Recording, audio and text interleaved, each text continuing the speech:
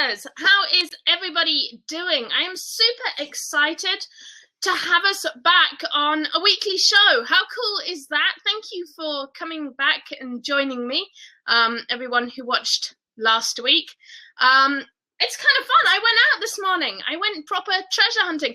Diana, you're here. I'm so pleased Diana's here because she was helping me on Periscope this morning. So I was periscoping around some yard sales and a fairly big rummage sale, and Diana was helping me by doing my lookups because I've only got one phone, so I can't look up things or scan things and periscope at the same time. So I was kind of flying blind at the rummage sale, but Diana was being super, super helpful in looking things up for me and telling me, yes, buy it, buy it. And I got some awesome treasures. So I'm going to talk about that. We'll probably talk about that right at the start of the show. We've got a few other things going on. What have we got? Okay, I was going to talk about the new bundle rules. So I'll talk about that a little bit later in the show. I'm going to announce the winner of our gel pens. There they are. We had a joke contest to win some awesome glittery scented gel pens. Like, isn't it awesome that we live in a world where scented glitter gel pens exist? I think that's a pretty cool thing. Guys, you are all so quiet. Let's see who we have here. We've got, I see Molly, Miranda, G. Ryan Fawcett, Joe, Felicia, Gypsy, Sky, Diana, and oh gosh, oh there we go. I've got to scan it, scroll it. There's Eva and Diana Morgan. Welcome everyone. Super happy to have you here. Oh, let me put my cool link in there. We'll put, oh, there we go, blueskysweet.com, and then hopefully it comes up with a really pretty picture. Yes, it does. Oh, Marilyn's here. Hi, Marilyn. How are you doing? Yeah, I can't see the people at the top. It's hard to see on. Oh, I don't want to lose everyone. I'm a bit scared of Blab. If I start clicking around, I kind of accidentally log myself out, and then everyone's left with no one to talk to. I'd be lucky. Yeah, so I don't know. One day I'm going to get my head perfectly around Blab, so I'm not scared of it anymore. But until that day, you'll have to shout, and then I'll talk to you.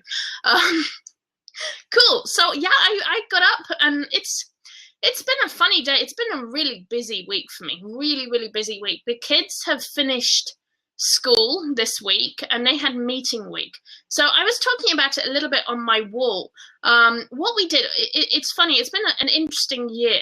I started the year in September with my son at a little charter school and the two older girls at public middle school and high school. And I ended up the year with all three of them in the charter school. And guys, it has been amazing. It was such the right choice to move them to charter school. So we kind of have this really interesting system where they go to school twice a week and they homeschool for 3 days. And it's been awesome. They're all doing so much better. I think my oldest daughter in particular was having a really hard time with high school. She started the public high school in September. She loved the band, but gosh, it was, I think it's very strange because everything revolved around football. So it's like all the boys are footballers and all the girls are cheerleaders, and otherwise you join the band or the colour guard or something like that. And it just seemed such a strange sort of system. And she liked the band, but she was like so overwhelmed. So anyway, they all moved, and this week has been meeting week where we met with their teachers, found out how they were doing. They're all doing awesome, and so I'm very happy about that. But it did take me away from treasure hunting a bit. A couple of other things happened. I had people, like real life people, actually emailing me proper businessy emails saying, hello, we'd like to launch our product on Amazon. Will you please come and talk to us about it? And I've consulted for 2 proper companies this week, which was scary, but awesome. The first one, less scary, actually. That was pretty cool. They were pretty easy. And they were actually from overseas, which was really cool. getting them hooked up with a prep and ship company over here, and helping get them launched on Amazon in the US. That was really cool. And then I went to talk to a local company that are actually pretty big, and they wanted to launch their product on Amazon. I was kind of nervous. I was like, really? Am I ready to help these guys launch this really big product on Amazon? And actually, I think what I did, I went and had coffee and a cupcake. And I was driving there, and I'm like, oh my gosh, I don't know what to tell them. And then I had coffee, and I was like, oh, I've got lots of ideas. I can tell them things. And it went really well. And so I think I've got like a proper grown-up consulting gig, getting people launched on Amazon. And it gets interesting because when you get into like the big launches, then we start talking like vendor express and first party selling, which is when you sell your product to Amazon and have them sell it, rather than just sending it to FBA and still selling it yourself.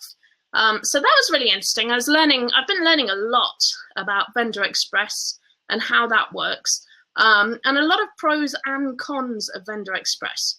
And it's kind of funny, I've got Amazon calling me a lot about vendor express. Like, they're really, really pushing it. If you show any interest in it, Amazon will call you and talk to you about it. They're really trying to negotiate deals to buy your product. And this is if you have a private label product or you manufacture a product. Amazon want to buy it from you, like a retail store, and then sell it themselves. And it's interesting because it comes with some really big benefits. One of the really big benefits of Vendor Express is you get A+ content, which means that you can put up cool pictures on your listing, and you can have that really rich HTML content that normally you can't have on your listings. The downside, Amazon take control of your pricing. They place orders from you. They kind of get a lot of control over your product. So it's one of those things where you can really weigh the pros and cons. But, you know, a lot of people don't know that Vendor Express exists or that that's an option. And Amazon are really starting to push it. So I just kind of wanted to throw that out there and say that's something I've been talking to people a lot about recently. And those are the pros and cons. And if you're working on launching your own brand or your own product, it might be something to consider and to weigh those pros and cons up. Or if you hear about it, you kind of have a heads up on the pros and cons before you actually go along with it. So that's been my week. It's kind of been such a mixed bag. I've been from sort of school meetings to play dates to consulting to going yard sale shopping this morning. But it's awesome. I think, you know, I think it all kind of fits with the treasure hunting theme. I mean, like treasure hunting, someone said something really cool in the group this week. And I was talking about treasure hunting, and I said, there's a reason I called this group treasure hunting. You have to persevere. You have to go out and look for treasure, and you have to keep going. You can't stop. And it was funny because we met our friend David in the mall, and he said, guys, you know what you're doing right is that you're just really consistent with this. You've just continued the treasure hunting thing for 3 years. I don't know how long we've done it, 2 years, 3 years. And he said, you really just continued this with consistency. And I think there's something in that. And I think that's kind of part of like treasure hunting and having that mindset is that you just have to keep going. Like if you hit 5 yard sales and they suck, don't give up, keep going, keep trying another one. I mean, I have people who say, okay, I sent in a bundle, it didn't work, bundles are rubbish, I don't want to do them anymore. Okay, but like you need to try different things and then learn from them and grow and grow and grow. I sold 4 merch shirts this week. Whoa! I've got 9 designs listed on merch. Sold 4 shirts. Yay! So we're gonna probably add more designs to that. But you know, I mean, you could add 1 design and then you never sell it, and you're like, okay, this doesn't work. But keep going. Like, give everything a really fair try. And even if you think you've given it a fair try a little bit harder. Like I see people so quickly saying, oh, this platform doesn't work, or you can't make money on this platform. You can kind of make money anywhere. It's just finding the right angle. I am wearing ears today. Okay, so I was out this morning. I was periscoping in the 99-cent store. So if you follow me on Periscope, you can go back and watch that. I was doing what to buy in the 99-cent store. And I saw myself in the camera and I was like, oh, I look so scruffy today. So I went and washed my hair, and I thought I'd put my ears in to glam up. Because I felt like I had like yard sale grime all over me. You know when you get that feeling you've just been at yard sales all day and you're like, oh, I feel all gross.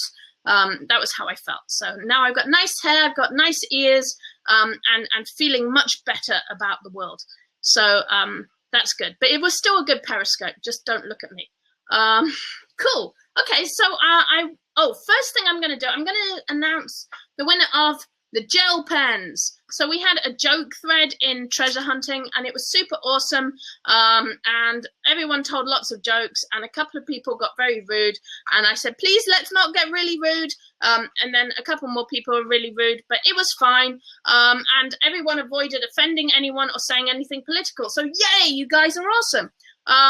But I'm going to pick a winner. Isaac put them in a nice Amazon box. The names are in here. And I'm going to pull one at random. And the winner is, and they win these awesome gel pens. The winner is Ali Bryant. You win the gel pens. So hopefully you've got a cool colouring book that you can colour with these gel pens. Or you can use them for letter writing or doing anything awesome. Ali, please send me your address and I will get those sent out to you ASAP. Yay! So I wanted to give a quick shout out to Cindy Sawley, who saw our show last week, and I think I mentioned her last week. I was taking her name in vain because I have stitching kits to sell, and she said, indeed, these were Christmas stitching kits, stocking kits, and some other ones. She said I should list them now, get listing everything for July, Christmas in July, and I should probably be able to get at least $50 for the stocking kit. So that was really good news. So thank you, Cindy Sawley, for coming into treasure hunting and sharing your awesome advice. She's a lovely lady and she is so wise. I'm a big fan. Hi to Green Tea, Kay, and Stephen, who have all just joined. Oh yeah, another update on last week. I showed you all that electronic gadgetry and bits and pieces. There were like circuit boards and little thingies. I don't know what they're called. Marilyn says someone has their speaker on and vibrating.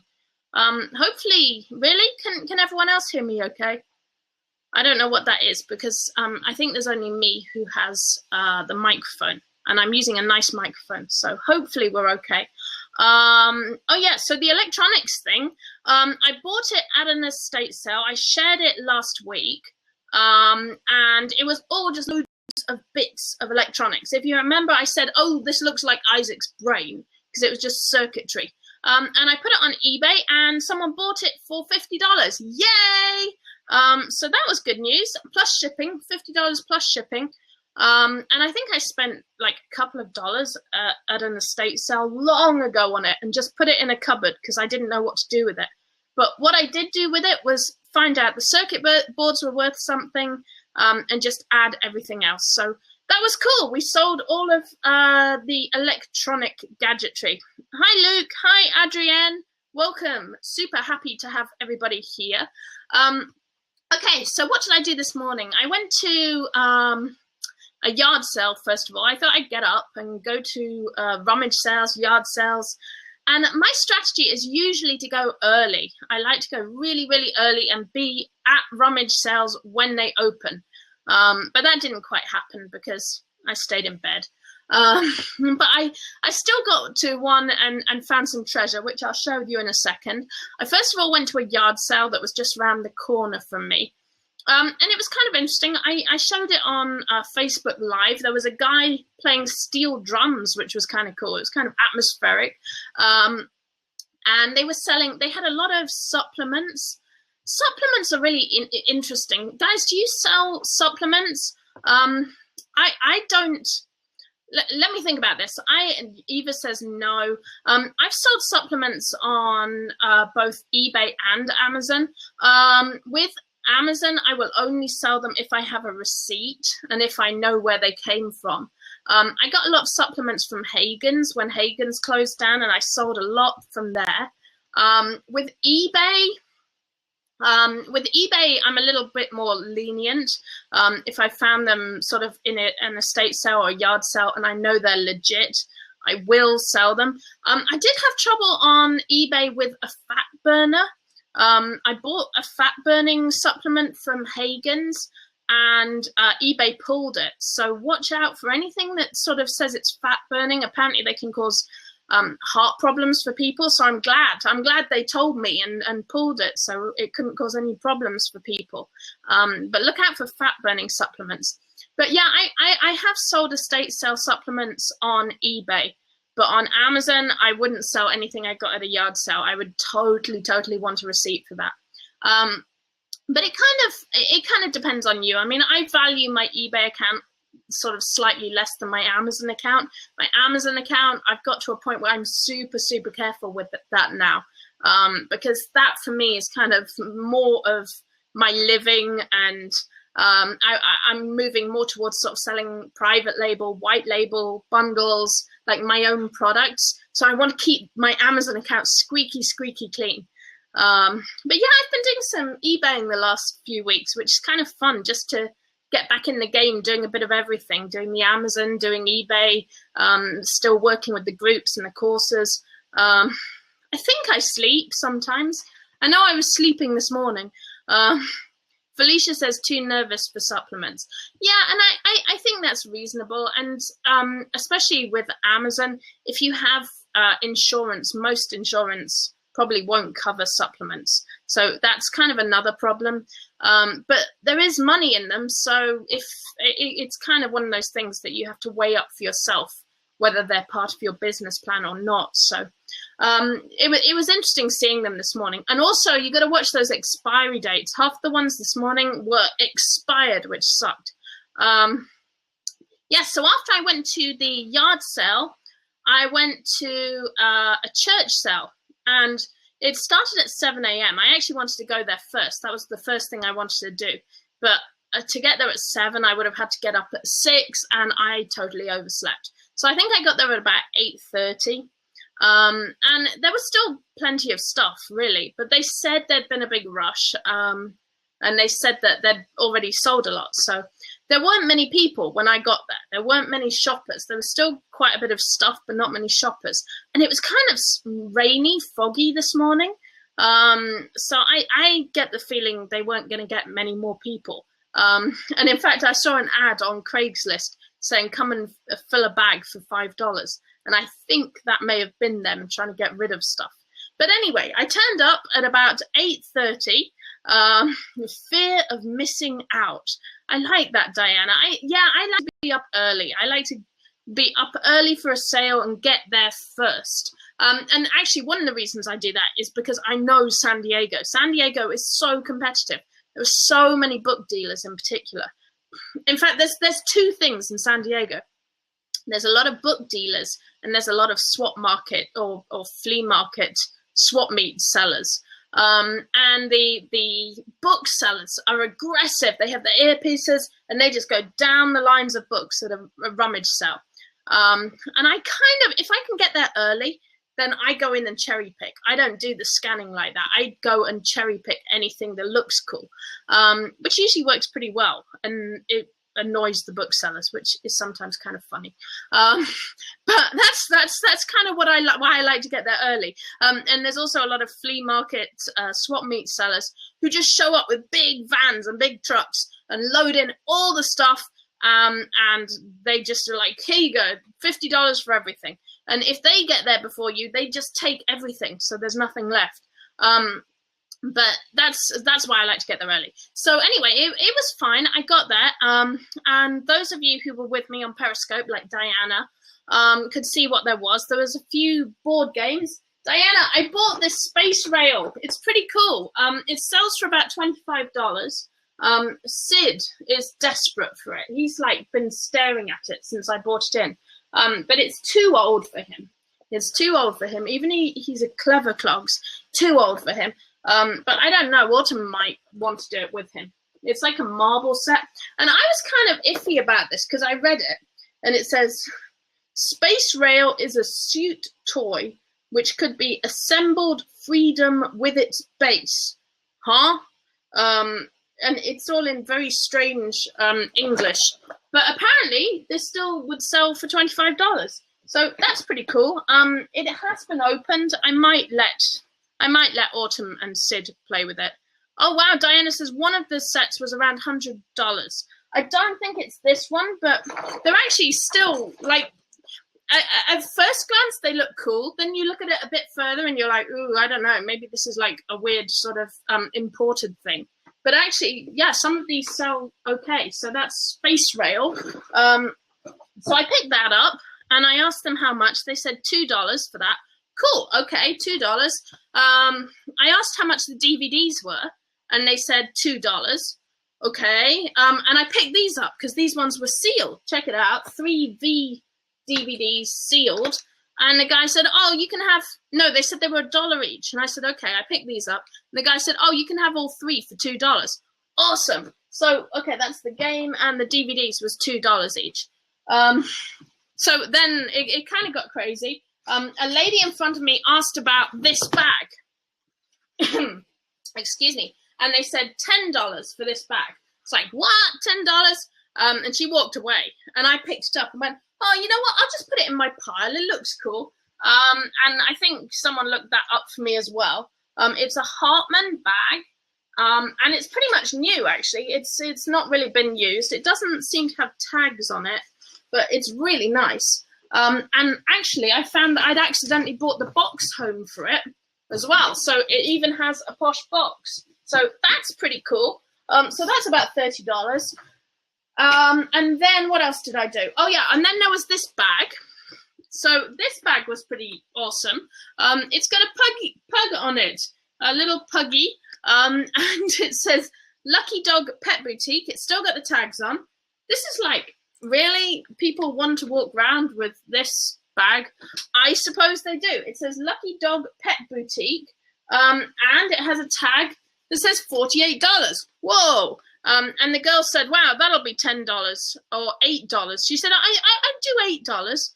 And then I went, no way. And they said, well, but look, it says $48. And I went, yeah, I know. And then they said, well, we're willing to negotiate on price. So I said, okay, I'll put that in my pile as well. So we put that in the pile. And, I picked this up for my kids because I thought this was kind of cute. Yeah, they were pretty flexible. So there's the Doctor Who. And this is sealed. This is cool, but I think I'm going to give this to my kids just because they'll have fun with that. And they didn't really give me a price on that. And then there was this. Oh my gosh, there was this puppet. Whoa. Isaac figured out how to make it work. He can actually work this and make it walk. I can't do it, but it's kind of scary. He's like, hello. Like, he kind of reminds me of the evil doll. Hello, people. I don't know. What do we think of the puppet? It's like, he's kind of neat. He's got wooden feet, and he has ceramic hands. And this is where it gets really interesting. On his sticks at the top, there's a signature. And I don't know, if someone can make out the signature, that would be awesome. I think it says Hanya. Apparently there's an Indian festival called Hanyana that is about puppets, that's about marionettes and puppets. But he doesn't look very Indian to me, so he looks kind of like Nordic or Norwegian or something. Like, I really don't know what the deal is with this. So, I don't know. If anyone has any insight on the creepy puppet troll guy, I would love to know more about him. He's like, Isaac actually untangled him and got him working pretty well, but I can't do it. I didn't do puppetry. I did theatre, but I think puppets scared me. Puppets and masks always kind of scared me in theatre, so I kind of avoided those classes where possible. But I would love to know more about the puppet if anyone knows anything. Have I checked under his clothes? Oh my gosh, are you telling me I have to undress this puppet? That's just scary. I'm scared of what I'll find.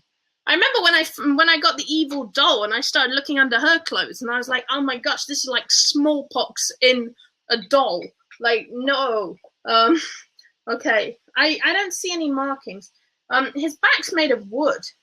Like, it seems kind of handmade, but it's ceramic. Like, this is hard. His face is hard. Gosh, he's giving me the creeps now. I'm putting him down. Bye-bye, puppet. Excuse me. I think maybe I should do like a giveaway for the puppet because he scares me. So, I don't know. Some of you who followed me back in the day, let me just drink my water. Some of you who follow me, she always checks under the clothes. You gotta make sure, Jeff. Some of you who follow me back in the day will remember I had the evil doll, and I sold that. I think it sold for like $25.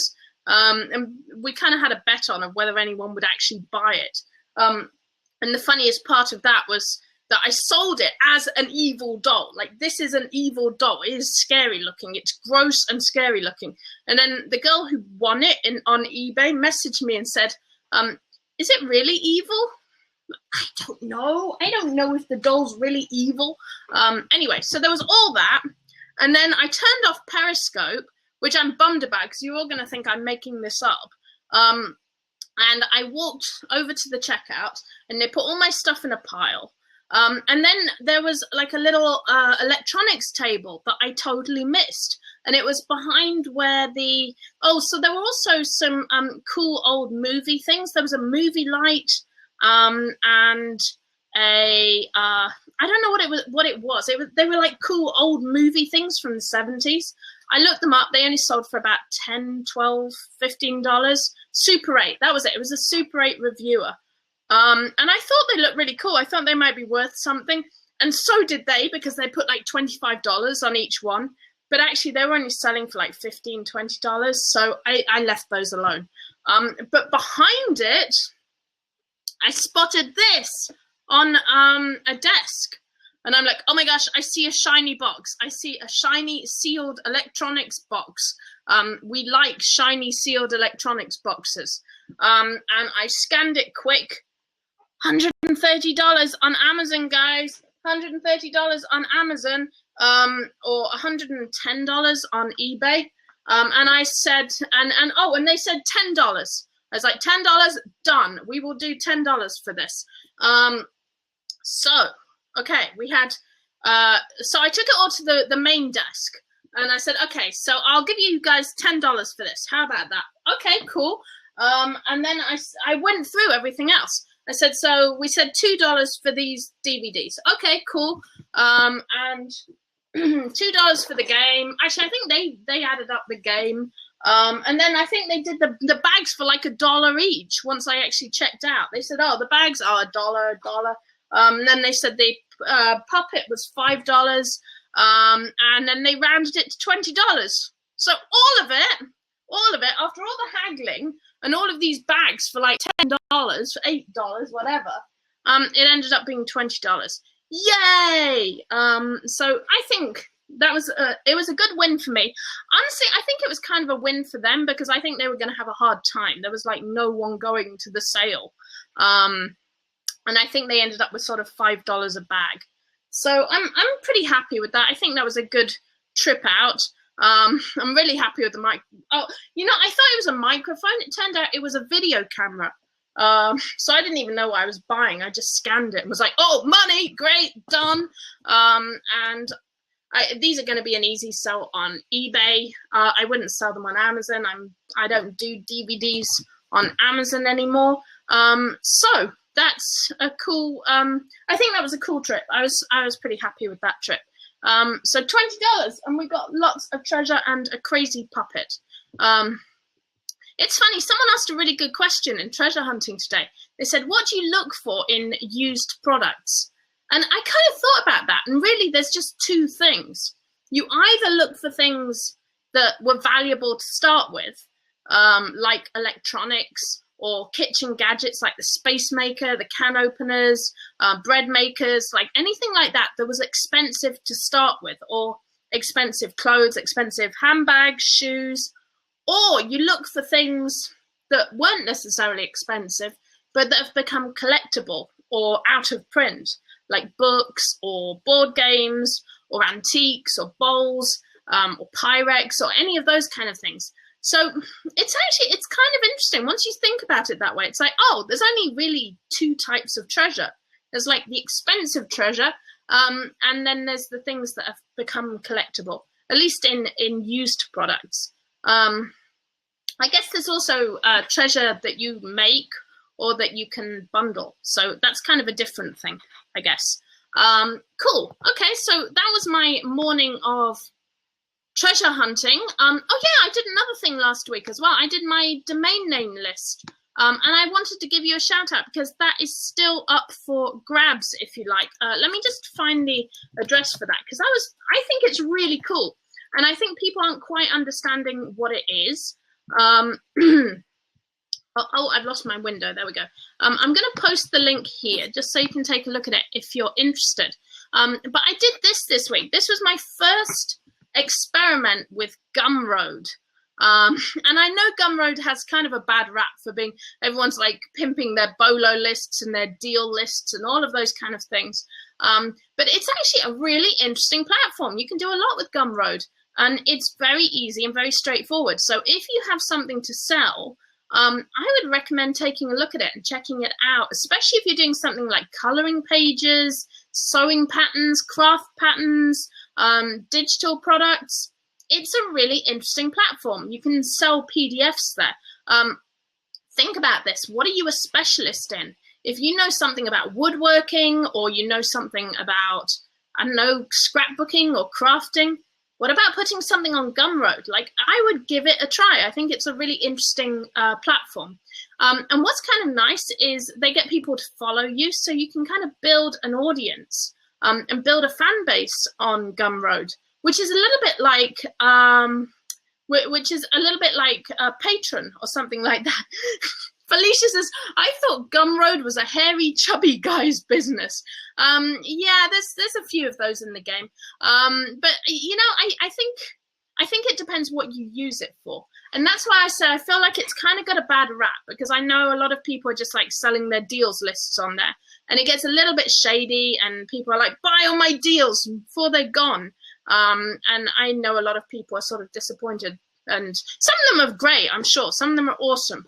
But I'm just saying it kind of has a bad rap. But actually, when you play with it, it's kind of an interesting platform. Is it a place to buy and sell? Yes, kind of. The focus really tends to be on sort of PDFs and digital products. I think you can sell physical products through it.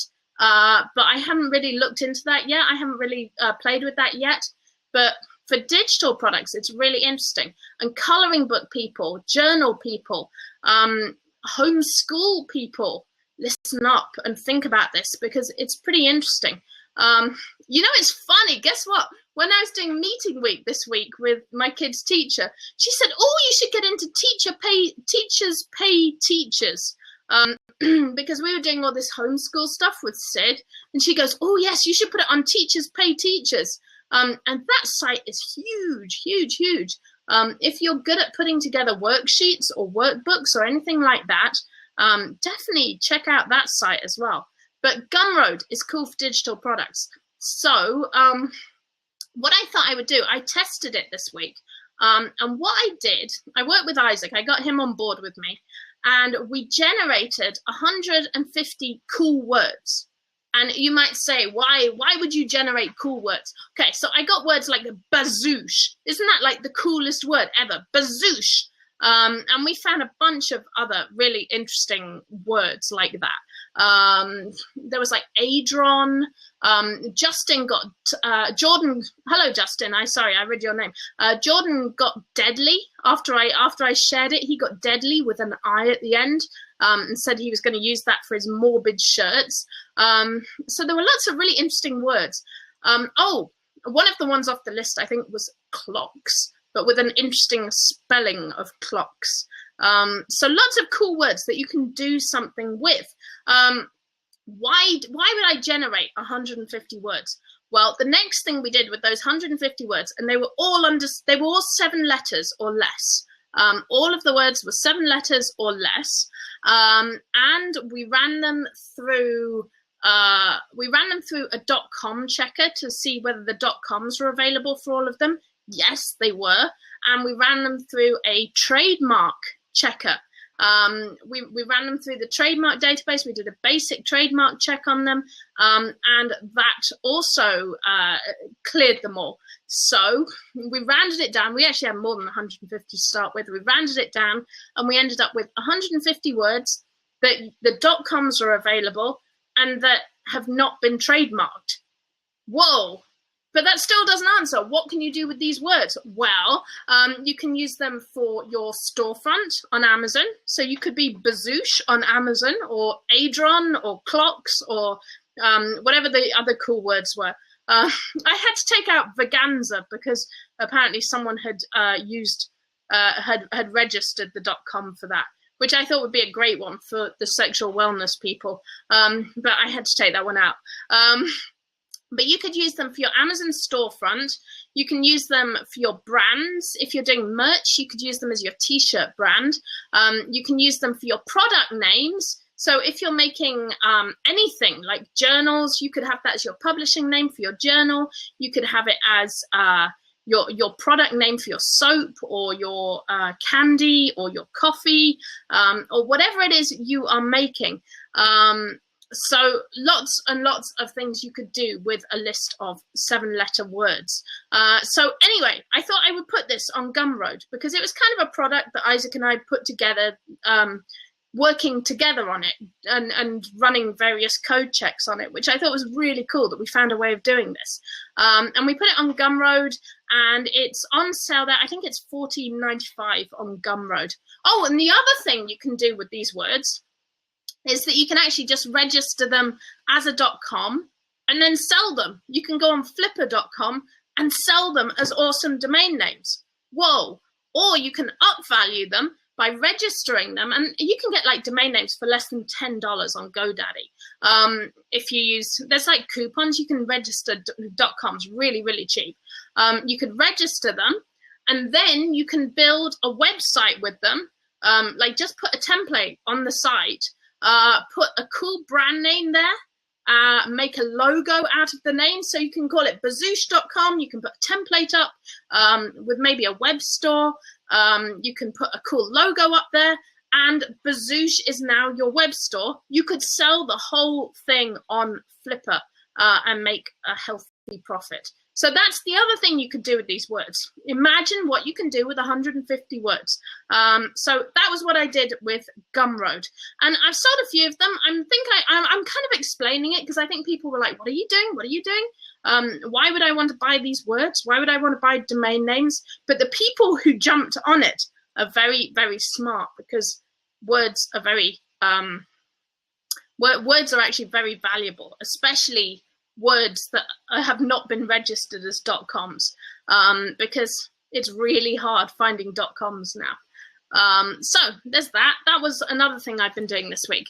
Okay, I want to talk about bundle rules. Oh, this is kind of a boring one, but I do want to talk about this because I know people are confused and asking about it, and Amazon changed the rules on bundles. Oh no, what does this mean?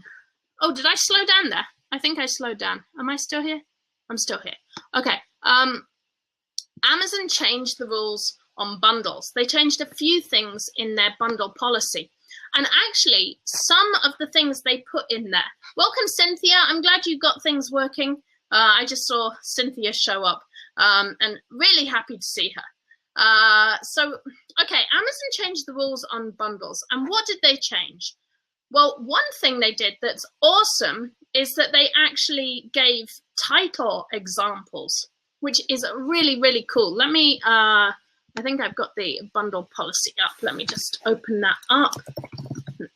Sorry, guys. Okay, because I want to read this.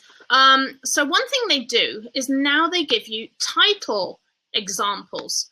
And it's kind of interesting how they do it. So we're used to the old version, which is include the word bundle, the number of items in the bundle, and say it like this: Bundle, 3 items, tote bag, knit scarf, and gloves, blue. So probably a lot of things we'd be doing would be saying winter warming bundle, 3 items, includes a red bag, stripy scarf, and matching gloves. And that's something that's kind of the old way we would do things. And that's still fine. Amazon is saying that's still fine. But they also give a couple of examples using primary products, which is really interesting. So this is something like if you have a digital camera and then you're selling accessories for it. So they use the example Kodak Easy Share digital camera bundle with rechargeable batteries and carrying case. So that's kind of interesting. They're saying use the main product first, list the main product first, then say bundle, and then add the additional items. And you kind of explain what the items are clearly, and you say, and you just explicitly say what items are in that bundle. Now, if there are more items in the bundle, then you can just say, okay, it's a guitar with bag, stand, and accessories, brackets, 11 items, or parenthesis, 11 items, I should say. I'm being kind of British there. So that's interesting. So what they're saying is if it's only a few items, list each item individually, explain what's in the bundle. But if your bundle is really big, then it's fine to just say accessories or just group them somehow. So you could say, if you're doing a back to school product, you could say Dora the Explorer bundle or Dora the Explorer backpack bundle with pencil case and numerous writing pieces, 12 items. So that would be fine. So that's a really useful new way of doing your titles without going over the 200 character limit. Because I know that's something that's caused bundlers a lot of worry, that there's a 200 character limit in the titles. And if you're listing all the products, you're going to go over that limit. So now you can actually just group them. That said, your titles are searchable, so you still want to get good keywords in there. So it's in your interest to list the items and say, Dora the Explorer backpack with lunchbox, pencil case, pencils, pens, because all of those words act as keywords and are searchable. So it's still a good idea to do that, but if you run out of space, it's fine to just say writing equipment or accessories. So that's one thing that's changed. Let me go through this. Okay, this is where it gets more, and most of it's still the same as it always was. Like you can't bundle a primary product from the books, music, video game, DVD category. That's always been the way. All the images, everything in the listing must comply with Amazon's product listing policies. Now, this is the bit that has changed. And it's interesting because Amazon used to say, don't mix brands. They used to say, don't mix brands and don't mix brands and generics. And then they took that out completely. That wasn't in the policy anymore. And now they've kind of put it back. But what they say, they actually say mixing brands is fine. It says in here, oh my gosh, let me get it from my notes here. I got too many windows open. It's there. Okay. So they say, do not include generic products in a bundle, as it may mislead customers into thinking the generic product belongs to the same brand as one of the branded items in the bundle. Generic products, and this is interesting, generic products are identified as items with no brand whatsoever on the product or packaging, not just widely unrecognized brands. So they're saying unrecognized brands or rare brands are still brands. A generic product is only a product that has no brand whatsoever on the packaging. So technically, even a dollar store product has momentum, or it has, like the 99-cent store, their products have momentum on them. The Dollar Tree have Greenbrier. So technically, those still have a brand on them, which is kind of interesting. So what are they talking about with items with no brand whatsoever? Well, I think those are products that have either been bought from China and imported, products that have been bought in bulk, or products that you've kind of whipped up yourself. And this makes me think a lot about what Amazon are doing here. Yeah, Marilyn says, I'm worried about not being able to use generic items. Well, I'm going to answer that in a moment. We'll get to that. So the first thing they say, they identify generic as no brand. So let's say, for example, you're making a Starbucks gift set with Starbucks coffee. You can't put in a generic mug, which is interesting because this whole generic is no brand at all. So is it okay to put a dollar store mug that says Greenbrier on it? Well, actually it might be, because they say widely unrecognized brands are fine. There's no problem with widely unrecognized brands. And it actually says here, it's fine to mix brands. If you read this, it says one of the brands in the product, one of the brands in the bundle. So this is actually kind of interesting. However, I think you need to tread very, very carefully with this. Let me answer Cynthia's question. Explain mixing brands. Oh, well, mixing brands would be like if you put, let's say you bought a Dora the Explorer pencil case, and then you put Crayola crayons in that. That would be mixing brands. And I don't think there's any problem with that. They're reading the bundle policy really carefully. There's nothing that says you can't do that. Like, there really is nothing that says you can't do that. Mainly they're saying they don't want you to think that the generic products they don't want you to be confused that generic products are branded. So my thinking on this, what Amazon want is for you to be really specific on what is in your bundle. They don't want customers being confused. So what they don't want is for you to say, okay, I'm doing a frozen party set, and then you just put a plain blue tablecloth in, but kind of imply that the plain tablecloth is also a frozen tablecloth. You have to be very, very specific on all the brands that are in your bundle. So I think it's okay to mix your brands, but be very careful how you title your bundle, and be very careful that you spell out the different brands in your bundle. So I would say something like back to school. I would say girls back to school set. So let's say I was going to do a Dora the Explorer pencil case with Crayola crayons. I would say something like girls back to school kit or girls back to school bundle. 2 items includes Dora the Explorer pencil case and Crayola crayons. And I would totally spell out those different brands. So I would do that. Now, here's the thing though. Be really careful with Amazon and bundling, and just make sure that your bundle makes sense. And I'm seeing a lot of people at the moment. I know there's some other bundle classes around. There's people sort of just, it's kind of the catch-all answer. Someone's got, oh, I've got something I can't sell. Oh, bundle it, put it with something. Oh, put a coloring book with it, put sort of a random item with it and sell it as a bundle. If it's not competitive, bundle it, which is sometimes great advice. Like, a bundle can do so much for your product. If you can make it make sense, you've got your gel pens and then you team them with a really gorgeous glittery notebook or a glittery journal. That totally makes sense because they're glittery gel pens and a glittery journal. But if you just say, okay, I've got these gel pens, I checked them out on Amazon, they're not worth anything. What can I do? Shall I bundle them? Someone goes, yeah, bundle them. Okay, I'm going to just put them together with this random coloring book from the dollar store. That doesn't make sense. That's a stupid bundle. You've got to make the bundles like so someone would look at them and go, oh yeah, those go together. That makes sense. That's a smart bundle.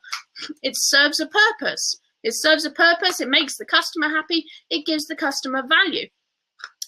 Because there's 2 reasons. If you make a stupid bundle, first of all, Amazon are going to look at it and say, that's a stupid bundle. There's no reason why these glitter pens are being sold with this cheap, not very good coloring book from the dollar store, and they will take down your bundle. The second reason is you won't sell any because customers just want the pens. They're not interested in that coloring book.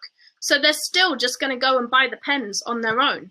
Whatever you bundle them with has to add enough value to your product to make it worth them buying it. That's really, really important. Whatever you do with a bundle, make sure each item you put in that bundle adds real value to it. If it doesn't add value to it, it shouldn't be in there. And here's another big thing. If you start adding products just to like bamboozle your competitors, don't do it. Don't start putting in like a printed sheet of paper or like some really lame like pamphlet, or like, don't do it. If it's kind of cheap, or you just put it in there just to bamboozle your competitors, don't do it for the same reasons I just said. If it adds value, then great. If you've made a private label book or a private label companion guide, or let's say you buy a gorgeous like set of crystals and then you make a mat to go with them, if it makes sense, great, do it. But if you're just putting that mat in there to sort of mess with your competitors, don't do it. It won't work. You won't even sell the bundle. So that's what I would say.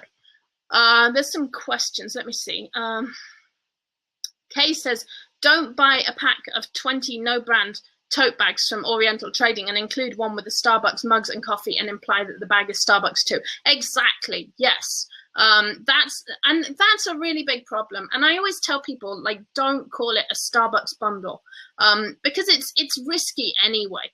Even if you put it all together, I would probably say it's a coffee bundle, and it includes Starbucks coffee and includes Starbucks mugs, because you don't want Starbucks coming after you and saying, oh, you made this fake gift set. This isn't made by us. Felicia says, how will people read my poems about garlic presses? You cannot upvalue a garlic press by adding a poem. It's never going to work. Don't do it. Yeah, I don't know where this poem thing came from, but please, oh my gosh, no customer is going to buy anything because you put a poem in there. I've been seeing candy bundles with a sticker with company name on it. Now, okay, so this is the next step from this generic thing, and I do want to address this quickly because I think this is really interesting. And Marilyn said, I'm worried about the generic thing. What did you say, Marilyn? You said something that was interesting. You said, what I am worried about is not being able to use generic items. So, what you can do, if they're truly generic items, you could brand them. And this is a thing. I mean, Amazon is saying it's fine if it's a widely unrecognized brand. As long as it has a brand on it, it's not generic. So you can totally brand an item. But if you're going to brand an item, please, please, please do it properly. Please do it properly. I'm going to put my link back to Blue Sky in here because this is relevant here. Oops, I accidentally opened Photoshop and now everything's slowing down. Okay, so what you can do is brand, hold on, my computer's slowing down. I've got to close Photoshop. So professional. Okay, how do you brand a generic item? Well, this is interesting. This is kind of where we move into what we do with white label, in that you get awesome packaging for your product, you get cool labels for your product, you give it a brand, you buy a UPC for it, and you make it a new product. And this works really well. Let's say you're making a scrapbooking set or a craft set, and you want to get like mini clothespins. And if you go into Michael's, you'll see like there's a lot of crafting sets, and they have things like little buttons or little packs with little clothespins, or I don't know what else they have, little badges or staples, like cute things that you could use in crafting. Well, you can buy those little mini clothespins from somewhere like Oriental Trading or somewhere else like that in bulk, in huge quantities, put them together in a little bag, and brand it yourself. Like, there's nothing to stop you from doing that. It's a really cool thing you can do. But do it properly. Please, please, please do it properly. If you're going to brand things, do it right. Which means getting good packaging, investing in your packaging, making it look right. And Amazon know, like they know, because people have applied for brand registry, and I know Amazon have turned down people for brand registry if the brand is just like a sticker stuck on it. The brand has to look professional. It has to look like something you would buy in a store. So you can include your white label products in a bundle. There's nothing to stop you doing that. And in Create, that's one of the things we do. You know, I put the wrong, let me change that. Oh my gosh, I put the wrong URL in there. Let me put the right URL in here. It should be blueskysuite.com. Yeah, in Create, we actually talk about this, like how to put together a kit or a gift set, and how to like brand something properly and package it and make it look professional. But that's really, really important if you're going to do that with a bundle. And I think I'm going to talk more about white label. I'm thinking they might be, Adrienne. I don't know. I haven't bought from Oriental Trading, so I don't know. I thought they just provided them in bulk. I thought you were buying in bulk, but I don't know. I haven't bought from them directly myself. But substitute in Oriental Trading with a bulk wholesaler, or buying from, like if you buy from AliExpress or Alibaba, those products come unbranded. A lot of those products will come unbranded. So I'm just saying those are generic products, and you can brand those products. Marilyn says she gets jewelry from there. They're in poly bags, but not really branded. Kay says some have a brand on them and some don't. Yeah, that sounds right. So it's a really interesting new policy. I feel like they've clarified a lot. They have kind of opened new questions. They answered some questions and sort of opened new questions. I'm just looking at my own notes to see if I sort of missed anything there. But main thing, a reasonable person should be able to look at the bundle and see why those items are there together. The items must be highly complementary. A customer must have no confusion over the brands of the individual products. They should know the brand of every individual product, and the products need to make sense. The main thing you want to avoid is either getting a negative feedback from a customer or having a customer complain to Amazon. If those things happen, that's going to be a bad mark for your bundle. That's going to get you in trouble with Amazon, and you want to avoid that. So like that's what you want to avoid, is any negative feedback. Your bundle has to be awesome and it has to make people happy. Oh, there was one other thing I wanted to address. I've seen some people, oh my gosh, I think this came out of the crazy UPC thing. Oh, one heads up on the UPC thing. I actually spoke to Amazon on the phone last week after I did the show, and they said, they confirmed it over the phone as well, that it's fine to use resold UPCs. They recommend in an ideal world you use GS1 direct, but they said it is fine to use resold UPCs. And they confirmed on the phone that there's been no change in policy for UPCs. So I just want to throw that out there because I actually spoke to them and they said that. But leading on from that, I know some people thought that there might be a way of getting around the UPCs. And I'm trying to think of the logic here by saying something like, okay, this is Catherine's bundle. So I don't know, you do Catherine's back to school bundle, includes pencil case and pencils, like using, basically branding a bundle. Bundles are not supposed to be branded. Please do not brand your bundles. Do not do it. You will get your bundle pulled from Amazon. If you brand a bundle, then it's now a gift set. It's a crafting set. It's a kit. Don't call it a bundle. If it's branded, it is not a bundle. The whole concept on Amazon with a bundle is that it's 2 or 3 or more products that can all be bought and listed and sold together. No fancy packaging, no customization, nothing special, just several products sold as a bundle. If you do anything else, if you brand it or you do anything else to it, it is no longer a bundle. Please do not call it like Catherine's brand bundles. Don't do that. It's a bad idea. If you're going to do that, go the white label route. And that's perfectly acceptable. Like if I do Catherine's crafting kits, that's a whole different thing. If I buy boxes and I buy the products and put them in it and I put a leaflet in there, that's now Catherine's crafting kits, and that's fine. No one else can sell that. I've branded it, but don't brand bundles. If you brand a bundle, it's not a brand. It's not a bundle anymore. Wow, that's hard to say. So I just wanted to throw that out there because I know some people were advising people to do that to get around the imaginary UPC issue, and it just turned into this crazy spiral of crazy. So don't do that. Wow, that was so crazy that my water machine just went nuts. That's pretty crazy. Cool. Okay, so I think I've covered everything I said I was going to talk about. What am I thinking this week? I'm starting to think back to school. I'm starting to think about back to school. I'm kind of starting to think about Halloween. I think those are sort of the two big things. Like we're kind of 4th of July's coming. There's probably time to still get bundles in, but you're going to be pushing it for 4th of July now. Is anyone doing 4th of July bundles? Are you guys still getting them in, selling them?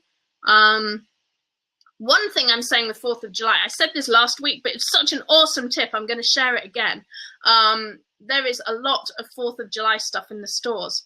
The day after the 4th of July, the 5th of July, that stuff is going to be reduced. Buy that stuff. Sell it for election things. It is going to be epic. This year, people are going to be more patriotic than ever before. It's going to be pretty amazing. And I had another thought, guys, and I'm not really sure where to go with this. But I was driving around this morning and I saw signs up that said Trump and Reagan. And my local newspaper is advising Republicans to write in Ronald Reagan. So I'm not expressing any political opinion here. I'm just saying this as a trend that I'm seeing. People are putting Reagan on everything. And I think a lot of people who are doing merch shirts or doing products for the election are doing everything Hillary or everything Trump. I think there's some scope here for some Reagan stuff. Like Isaac and I were thinking about this. We were like, wow, I wonder if we can make like an AI Ronald Reagan website. Like what would Ronald say? And I think there's something in that. I think there's like an idea in that. But we have way too many other things to be doing. But I just wanted to throw that out there. So while everyone else is thinking Hillary and Trump, the San Diego Union Tribune is telling people to vote Reagan. And I saw a big billboard that said vote Reagan. So that's turning into a big thing for sort of, I guess like opposition voters or no, people with objections, I guess. So that's interesting to see. Marilyn says patriotism is year round. That's also true. Diana says I've bundles of paper plates with patriotic designs. And also remember that red, white and blue isn't exclusively American. My people also are into the red, white and blue, and also French things are red, white and blue. So there is some sort of like, obviously like stars and stripes, that's full on American, but the colors, if you find things in those colors, you could consider them for French holidays or British holidays or bundles. So just kind of think outside the box if you find a lot of really cheap 4th of July stuff. Kay says, Union Jack all the way. Yes, rule Britannia. Cool. All right, guys. I think this has been a fun show. Has anyone got any really quick questions before we go? Otherwise, I'm going to shut this down and go sell my treasures. If you haven't checked it out, guys, come and check out Create. If you haven't looked at it, if you haven't watched the preview, why not? Please come and watch the preview. I think people are sometimes a bit confused about what's in Create, but it is a huge course. Ali Bryant won the gel pens. So Ali, send me your address if you haven't already, and I will send out your gel pens. So cool. It's been an awesome show. I really appreciate all of you. I will be posting the replay up on YouTube really, really soon. If you have any questions for me, anything you want me to talk about, please message me. I can talk about things next week. I'm getting a lot of questions at the moment. If I haven't got back to you about anything, please don't hate me. Please send me another message. Please poke me. I do lose track of things. There's 9,000 of you treasure hunters, and there's 1 of me. And my admin are awesome, and Isaac is awesome, but it's still kind of me. So I get a lot of like, can you look at my bundle? Can you look at my product? And I love doing it, but just bear with me, guys, because it does take me a little while. And like sometimes, oh my gosh, I get people who are like, hello, Catherine, tell me about this. 3 seconds later, please answer me. And it's like, guys, I'm trying. So I love answering your questions. Don't stop asking me things, but just give me a little time or send me a reminder. I do appreciate reminders. Okay, have a great week, guys. Thank you for joining me. Come and watch the replay if you missed some of it. I love you lots. I really appreciate you. You are all awesome. If you're not in our Facebook group, come and join us. It's facebook.com/groups/Catherine Treasure. Have a great week, guys. Happy treasure hunting. Bye.